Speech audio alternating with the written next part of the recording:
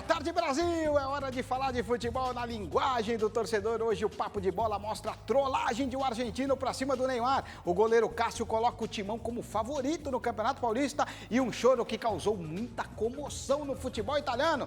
Tá aqui comigo o André Lucena, o nosso Zizu. Andrezão, quem quiser participar com a gente do Papo de Bola, o que tem que fazer? Boa noite. Boa noite, Fefão, a todo mundo que participa conosco. Já várias mensagens aqui, o Maicon do Ipiranga, que é corintiano, o Miguel da cidade de Tiradentes, que é São Paulino, e a Verônica, também da cidade de Tiradentes, que é palmeirense, o Paulo Moré. Façam como eles, usem a hashtag Papo de Bola lá no Twitter, pode mandar mensagem também pelo Facebook, pelo YouTube, a gente quer que vocês participem conosco aqui do Papo de Bola. Olha, daqui a pouquinho você vai ver uma decisão que aconteceu com a torcida uniformizada do Cruzeiro, duas torcidas. Tem também o que o Balotelli aprontou lá na Itália. Vamos falar do Corinthians. Tem gente que ainda desconfia desse início de trabalho do Thiago Nunes. Só que o Cássio não. Vejam o que ele falou sobre as chances do Corinthians no Paulistão. Solta aí. Olha, eu acho que não é pressão nenhuma, mas o Corinthians é o atual campeão. É o time a ser batida. Assim como quando nós jogamos o Campeonato Brasileiro, o Flamengo é a equipe a ser batida, Copa do Brasil é a equipe do Atlético. Então, acho que o campeão sempre é o clube a ser batido no campeonato. Mas eu acho que nós temos que mostrar isso dentro de campo. Ô André, o Cássio tem razão, o Corinthians é o time a ser batido, é o melhor time do Paulistão? Não, o melhor time não, acho que os quatro grandes entram em igualdade, né? Todos eles, nenhum deles terminou o ano voando. No Rio de Janeiro, por exemplo, o Flamengo está muito acima dos outros, mas vai deixar meio o Campeonato Carioca de lado, né? Mas por esse lado, acho que pela confiança, mesmo por ser o atual tricampeão, pelo fato do Corinthians ser o maior vencedor do Paulistão, eu acho que o time entra um pouquinho mais tranquilo, não tão nervoso como os outros que precisam vencer e não estão sem vencer há alguns anos. E para a estreia, o Corinthians pode ter uma novidade, né? Luan e Ramiro ali no setor de ataque, o Thiago Nunes pode colocar os dois jogadores, é uma boa, cara? É uma boa, participaram daquele time titular do Grêmio, campeão da Libertadores em 2017, né? Como o Corinthians manteve os três centroavantes, o Bozelli, o Wagner Love, o Gustavo, trouxe os reforços, o Ramiro, que é um volante, mas acaba jogando ali na ponta direita, e o principal deles no setor ofensivo, que é o Luan, eu acho que pode ser uma boa. Assim, a gente viu o Ramiro já se enquadrando um pouquinho, fez o gol na última partida, os dois se conhecem bastante. Vamos ver o Pedrinho, né? Se o Pedrinho volta na do Janderson, volta na do Ramiro, já que o Thiago Nunes gosta de jogadores de beirada mais rápidos, que acompanhem e pressionem a saída de bola do time adversário. E o Cássio, ele tá treinando muito com os pés, né? É o treinamento que está acontecendo, é a novidade, né, desse treinamento do Corinthians também. Só que ele, nesse fundamento, é muito ruim. Será que ele vai conseguir se acertar? É difícil, né, Fefon? Eu lembro só que, pelo menos nos balões que ele dava, aqueles bicões pro Jô, naquele campeonato que o Corinthians venceu, ali funcionava. Ele não é um fundamento que ele domina, mas ele vai ter que treinar porque o futebol moderno pede isso e o Thiago Nunes gosta muito de goleiro que sai jogando com os pés. E André, você tem novidades sobre o Ralf? Ele que é um dos ídolos recentes da história do Corinthians, cara? Então, o contrato dele vai até o dia 31 de dezembro desse ano de 2020, mas o Thiago Nunes já disse que não pretende trabalhar com ele, um volante que tem 35 anos, então tanto o Corinthians como o Ralf, os dois estão conversando, cada uma das partes vai ter que abrir mão de alguma coisa, já que o Ralf tem o contrato até o fim do ano. Tem clube da China e alguns clubes brasileiros de olho no volante, que é um volante muito vencedor no Corinthians. Não gostei da maneira como ele foi descartado aí pelo Corinthians. Foi injustiçado, na sua opinião, o Ralf no Corinthians? Eu não sei se é injustiçado a palavra, né, Fefão? Mas eu acho que poderia ter um trato melhor, assim como o Palmeiras fez com o Fernando Praz. Nesse caso, o ídolo, ele ganhou Libertadores, ganhou Mundial, ganhou Recopa, bicampeão brasileiro, tricampeão paulista. Eu acho que ele deveria ser tratado de uma outra maneira, né? Com mais... enfim, sei lá, se fazer mais respeito, mais né? respeito, acho que a palavra é essa, mais respeito. Agora tem um caso curioso no Corinthians, o clube está com um problema na inscrição do volante colombiano Vitor Cantillo, que agradou na Florida Cup. André, a diretoria do Timão dormiu no ponto, os caras vacilaram. Vacilaram muito, porque o prazo de inscrição, né, no regulamento da Federação Paulista de Futebol era até o dia 15 de janeiro para inscrição já para atuar na primeira rodada. Não sabemos o que aconteceu, o Corinthians ainda não se pronunciou quanto a isso, explicando o motivo de não ter. Então, fazer o quê? Ele não vai poder jogar na estreia contra o Botafogo só para a segunda rodada. E a torcida do Corinthians está esperando muito, né? Porque ele foi bem lá na Florida Cup.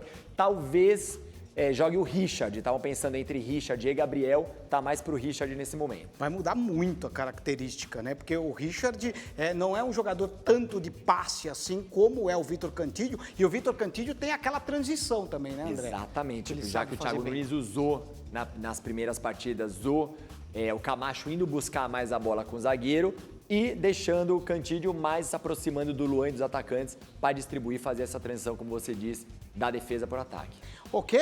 O que você está falando, o nosso Pitico, o nosso iluminador? O cara do Corinthians tem que ser demitido por não ter inscrito o Vitor Cantillo a tempo? Vacilada? Tá certo. Aí o Pitico tá bravo. O Pitico, ó, tem um jogador que está sendo muito disputado no mercado da bola. É o lateral esquerdo Guilherme Arana, que quase não joga na Atalanta da Itália, né? Inclusive, o Palmeiras queria, mas o Atlético Mineiro tá entrando pesado para ficar com o lateral. Você acredita que o Verdão vai perder o Arana pro Galo?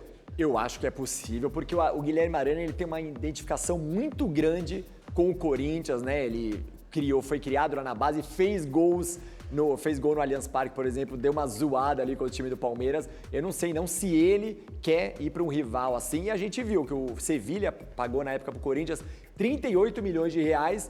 No Sevilha ele é reserva, na Atalanta ele é reserva. Vamos ver o que está acontecendo com a Arana, que tem 22 anos, é muito jovem, ainda pode recuperar o bom futebol. E um representante do Galo já está na Espanha conversando, tem um patrocinador que vai ficar por trás dessa transação. André, eu acredito que o torcedor do Palmeiras está ansioso para saber como é que está a instalação do novo gramado sintético da Arena. Com o novo gramado, o Verdão não vai ter problema para jogar este ano, né, cara? Pois é, foi até o Everton, o goleiro, deu uma entrevista hoje falando sobre isso. A previsão é lá para a segunda quinzena de fevereiro. O Palmeiras também está instalando lá no CT para treinar, sempre pensando, e até vai ter uma economia, né, nos gastos de manutenção. O gramado sintético vai ter essa economia também. E se trouxer o Rony, eles podem ficar tranquilos, porque o Rony veio do Atlético Paranaense, já está acostumado a jogar nesse gramado, né, cara? O Everton falou sobre isso e o Everton até deu uma cutucadinha porque ele falou: vamos ter muito mais jogos ao lado do nosso torcedor. Acho que falando como foi a eliminação no ano passado para o Grêmio, teve que ser no Pacaembu, ele falou que prefere ao lado ali no Allianz Parque mesmo, que é a casa do Palmeiras, né? Hoje teve torcedor do Palmeiras que soltou rojão, gente! Olha só, é que o Getafe anunciou oficialmente que vai ficar com o atacante Daverson. Ele foi emprestado até junho de 2020 e o clube espanhol tem a opção de comprar o jogador. O que o Daverson precisa fazer para ser contratado em definitivo pelo Getafe, André? Ele precisa ou marcar 9 gols até o dia 30 de junho, ou jogar mais de 50% dos jogos do Getafe. Vários torcedores do Palmeiras invadiram as redes sociais do Getafe falando que ele é um ótimo jogador, que ele vai fazer os 9 gols e vai cumprir esses 50% dos jogos. E aí o Palmeiras vai receber 28 milhões caso ele cumpra pelo direito, né? Seria o direito de compra do Getafe. Na época, quando o Palmeiras contratou, pagou 19, então lucraria aí uma boa quantia, 9 milhões. Olha como que são as coisas, né? Ele chegou a ser ídolo da torcida, quando ele provocava o Corinthians e não sei o quê, e aí depois saiu escorraçado do Palmeiras, cara. Fez o gol do título no Brasileirão de 2018, né? Todo mundo, a torcida ovacionava ele, sempre chamaram ele de menino maluquinho ali pelo temperamento, mas gostavam dele, sempre preferiam o Daverson do que o Borja. Se liga só, cara. Há alguns dias o Neymar revelou do que tem mais medo. Tenho medo de cobra. Aí o Leandro Paredes, volante do PSG, aproveitou a chance. Amigo da onça esse argentino, né?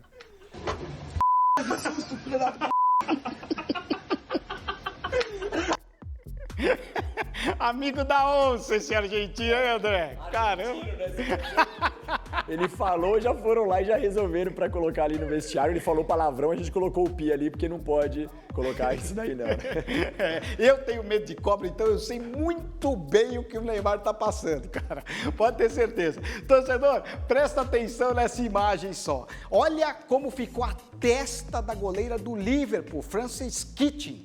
As travas da chuteira de um atacante fez este corte bem feio. Depois do susto, ela levou o caso na esportiva e disse agora que tem a cicatriz do Harry Potter. Mas que susto, hein? Nossa Senhora, feio, hein? Susto, muito feio. E o goleiro, na verdade, a gente vê que sempre a goleira, elas saem mesmo tem que abafar muitos dos lances e eles saem estabanados mesmo para fazer a defesa. A gente já viu muitos casos de goleiro se machucar nessas ocasiões, né? É complicado mesmo, viu? Vou te falar. As pessoas têm que tomar também um pouco de cuidado quando chegam no goleiro, até porque a área é do goleiro, né? Tem que ir com calma. Hora de falar do tricolor, informação da repórter Carol Niquirito. Diz aí, Carol. Oi, Fefon, boa noite. Há pouco o São Paulo fez o último treino aqui antes da estreia no Campeonato Paulista, que acontecerá amanhã, diante do Água Santa, no Morumbi. E teve um assunto que repercutiu demais aqui nesta tarde em relação ao jogador Tietê. O atleta foi contratado pelo Tricolor em março do ano passado, junto ao Dínamo de Kiev da Ucrânia, por 22 milhões de reais. A compra foi feita em parcelas, mas de acordo com o Dínamo, o São Paulo não honrou com parte deste pagamento.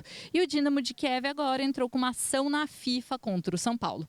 Enquanto isso, o Tricolor se defende, diz que o pagamento atrasado do River Plate na compra de Lucas Prato prejudicou os cofres do clube.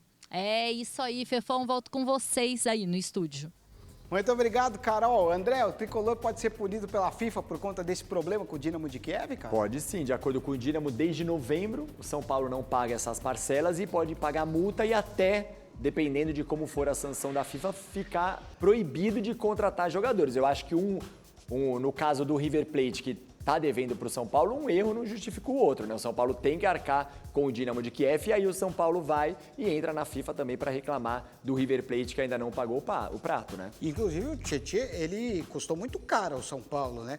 Pelo que ele está jogando, você acha que essa contratação valeu ou o São Paulo está pagando o pato agora dessa contratação, cara? 22 milhões foi o que o São Paulo pagou em março do ano passado para trazer o Tietê. Para um time que não tem dinheiro, que tem um déficit de 180 milhões, é dinheiro, hein, cara? É complicado. Eu espero que esse ano, com o Fernando Diniz, que era técnico dele no Audax, o Tietê volte ao bom futebol que o fez ser campeão ali no Palmeiras em 2016, né? O Papo de Bola fala agora de uma decisão polêmica do Ministério Público de Minas Gerais, hein?